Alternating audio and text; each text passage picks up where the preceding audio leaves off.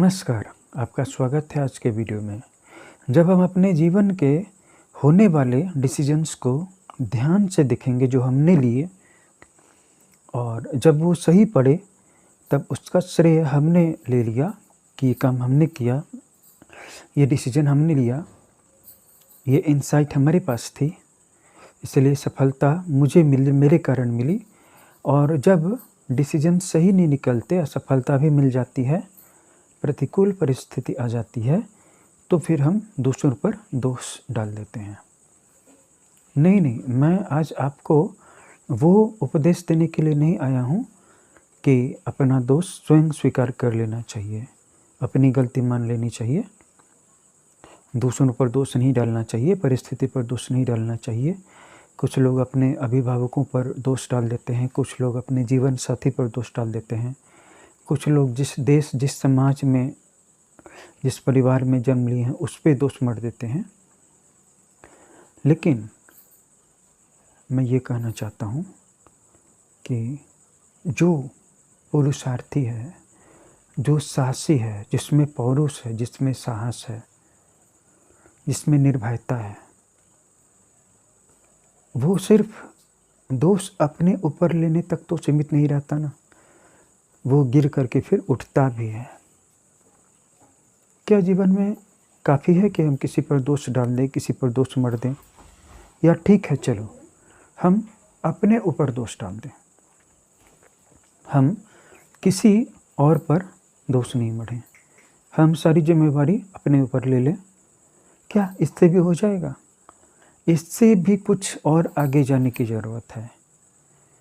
जीवन में जो व्यक्ति हार मान लेता है, उसकी तुलना में वो व्यक्ति जो थोड़ा ही सही फिर से प्रयास करने लगा है, ज़्यादा सराहनीय है, ज़्यादा महान है। और ये महानता का सर्टिफिकेट उसको मिल जाएगा, इसके लिए वो नहीं कर रहा है, ये उसके स्वभाव में है।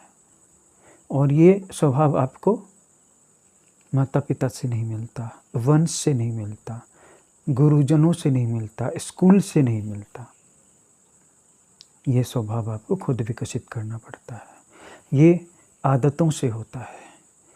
अगर आज आप खुद के बारे में खुद को कहना शुरू कर दें कि मैं साहसी हूँ, मैं विपरीत परिस्थिति में हार नहीं मानता, समस्याएं आती जाती रहती हैं, समस्या जब आती है मैं हताश नहीं हो जाता हूँ, मुझे जो करना चाहिए मैं उसे करता रहता हूँ, क्योंकि उस वक्त डिस्ट्रैक्शंस आपके जीवन में बहुत होंगे। आपको अपने घोड़े की नाल दिखी है, घोड़े का मुखौटा दिखा है, घोड़े की आँख के आगे ऐसे मुखौटा लगा रहता है ताकि उसे दाएं और बाएं नहीं दिखाई पड़े, सिर्फ सामने दिखाई पड़े। जब आपका खराब समय आए, आप न दाएं देखिए और न बाएं देखिए, आप सीधे सामने देखिए और सर झुका करके अपना काम कीजिए, तभी उस परिस्थिति से आप उबर पाएंगे। डिस्ट्रैक्शंस बहुत हैं जीवन में,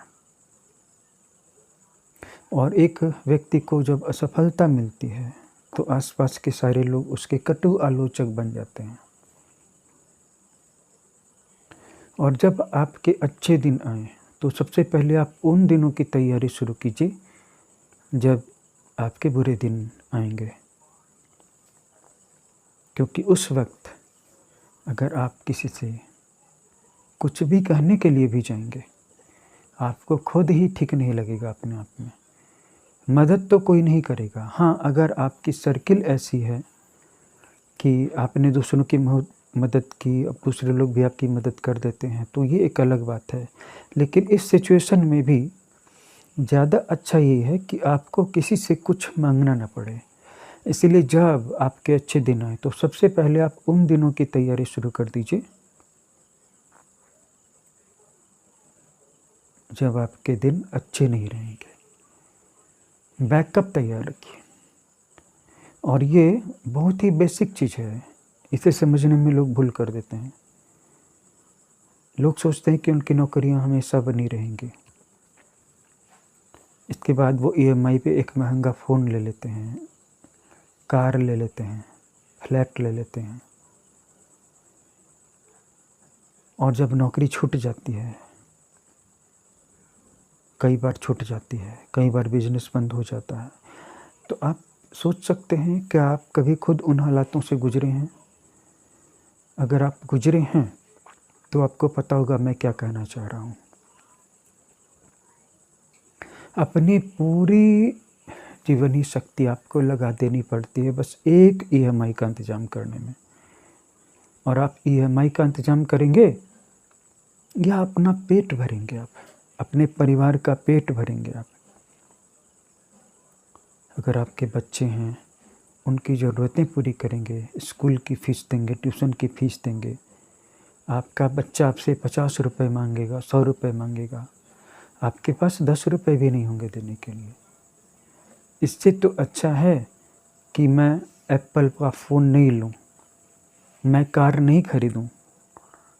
मेरे पास जो पुरानी कार है मैं उससे चलता रहूँ, मेरे पास जो पुरानी बाइक है मैं उससे चलता रहूँ। ज़रूरत पड़े तो पैदल भी चलूँ, ज़रूरत पड़े तो साइकिल पर भी चलूँ। जीवन में पौरुष इस बात का नहीं पैमाना है, जीवन में आपके इनर वर्थ का, आपके साहस का, आपके करेज का पैमाना इसके लिए नहीं है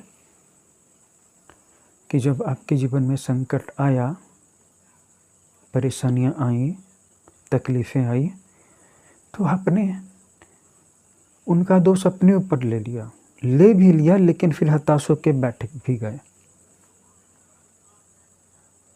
उसके बाद आप फिर उठ कर के खड़े हुए कि नहीं। अगर आप अपने बारे में कहते हैं खुद से या मन में भी सोचते हैं, परिस्थितियाँ तो सबके जीवन में आती जाती रहती हैं, लेकिन कि क्या मुझे लगता है कि मैं हार मानने वाला व्यक्ति हूँ, या मैं उदास हूँ, या मैं चिंतित दिखाई पड़ता हूँ तुमको? अपने सामने कैमरा रख दीजिए या मिरर लगा लीजिए, आईने में देख करके बात कीजिए। तुमको क्या लगता है, मैं तुम्हें चिंतित होने वाला आदमी दिखाई पड़ता हूँ क्या? तो आप जो भी अपने बारे में पॉजिटिव सेल्फ एफर्मेशन बोलते हैं, मजाक में भी बोलते हैं, हंसी में भी बोलते हैं, आपके शरीर की सारी कोशिकाएं उस पर तुरंत बिलीव करती हैं। आपकी सबकॉन्शियस माइंड तुरंत उस पर बिलीव करती है। हमारे पास एक चेतना है, वो जागृत है, उसकी जिम्मेवारी बड़ी है, उसकी आयु अनादि है। लेकिन हमारा शरीर तो एनिमलिस्टिक है, हमारा मन तो बच्चों के जैसा है।